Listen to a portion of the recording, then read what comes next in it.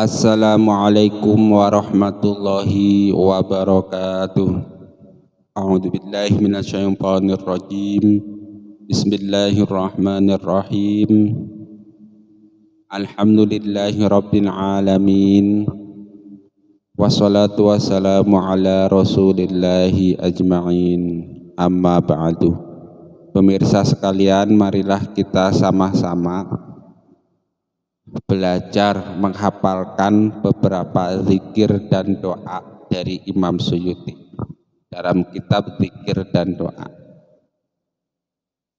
Bab yang pertama yaitu bab tentang doa minta ilmu yang bermanfaat.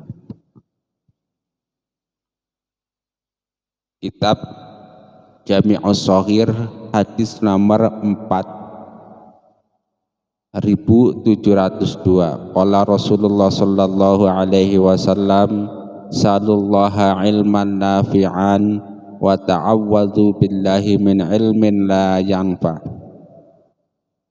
Artinya hadis nomor 4702. Mintalah kepada Allah ilmu yang bermanfaat dan mintalah perlindungan kepada Allah dari ilmu yang tidak bermanfaat. Hadis riwayat Ibnu Majah dan Baihaqi dari Jabir, status hadis ini sahih. Jadi Rasulullah sallallahu alaihi wasallam melalui hadis sahih ini memerintahkan kepada kita supaya meminta kepada Allah Subhanahu wa taala ilmu yang bermanfaat dan supaya mohon perlindungan dari ilmu-ilmu yang tidak bermanfaat. Lalu bagaimana redaksi doanya atau kata-kata doanya? Kata-kata doanya tentu kalau kita hafal doa minta ilmu yang bermanfaat dan doa berlindung dari ilmu yang bermanfaat dari Al-Quran, maka itu lebih utama. Kalau yang dari Al-Quran kita tidak hafal, maka kita bisa dari Rasulullah sallallahu alaihi wasallam. Kalau dari Rasulullah tidak hafal, maka kita bisa mengucapkan lafal-lafal yang diajarkan oleh para ulama. Kalau dari para ulama kita tidak hafal juga, maka kita bisa menggunakan bahasa kita masing-masing. Misalnya kalau dalam bahasa Indonesia, ya Allah saya minta ilmu yang bermanfaat, ilmu yang banyak. Ya Allah saya berlindung dari ilmu yang tidak bermanfaat, kan begitu. Nah, salah satu contoh lafal ilmu yang bermanfaat, doa ilmu yang bermanfaat nanti di bawah ada diajarkan Rasulullah. Ilmu yang bermanfaat adalah ilmu syariat yang diamalkan, dan ilmu yang tidak bermanfaat adalah ilmu yang membahayakan perkara agama dan dunia seperti ilmu sihir. Jadi begini, ilmu yang bermanfaat itu apa? Nah, contoh ilmu yang bermanfaat adalah ilmu syariat yang diamalkan. Contoh, kita tahu ilmunya sholat, kemudian kita amalkan melaksanakan sholat, itu ilmu bermanfaat.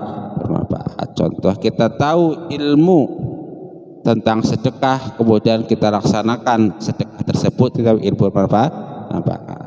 Jadi setiap kali kita mendapatkan atau mengetahui ilmu baru, kalau bisa amalkan walaupun hanya satu kali. Supaya apa? Supaya kita termasuk kelompok orang-orang yang mengamalkan ilmunya. Maksudnya begini, setiap kita itu terkadang itu kan berbeda-beda. Ada yang setiap hari membaca Al-Quran dan membaca hadis sehingga setiap hari ilmunya bertambah dan terus bertambah. Tetapi ada yang sebaliknya, setiap hari tidak membaca Al-Quran dan hadis sehingga ilmu tentang agama itu stagnan, diam, nggak nambah-nambah gitu kan. Jadi ada ilmu-ilmu lain saja yang bertambah. Setiap kali kita tambah ilmunya, maka cobalah usahakan amalkan ilmu tersebut supaya bermanfaat.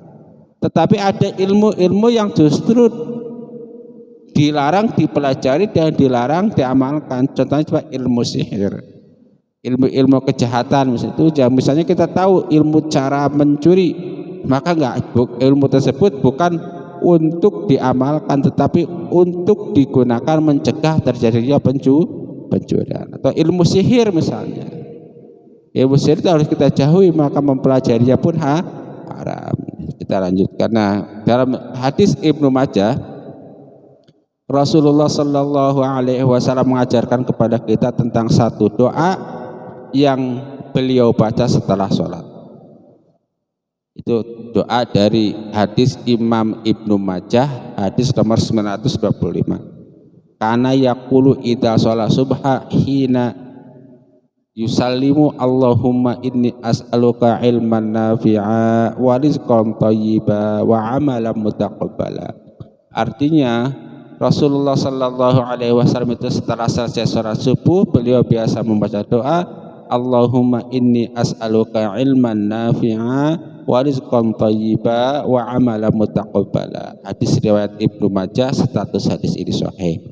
Jadi jelas ya, salah satu contoh doa minta ilmu yang bermanfaat yang diajarkan oleh Rasulullah Sallallahu Alaihi Wasallam adalah Allahumma inni as'aluka ilman nafi'a wa rizqan thayyiba wa amalan mutaqabbala. Artinya ya Allah, saya minta ilmu yang bermanfaat dan minta rizki yang thayyib, yang baik. Jadi tambahan, jadi kita itu minta rizki kepada yang baik. Rizki yang baik itu gimana? Itu rizki yang bermanfaat di dunia juga bermanfaat di akhirat. Karena ada kalanya rizki itu rizki yang tidak bermanfaat di dunia maupun tidak bermanfaat di akhirat. Contohnya apa? Rizki-rizki yang haram misalnya. Rizki hasil mencuri, hasil korupsi, hasil menipu, itu rizki-rizki yang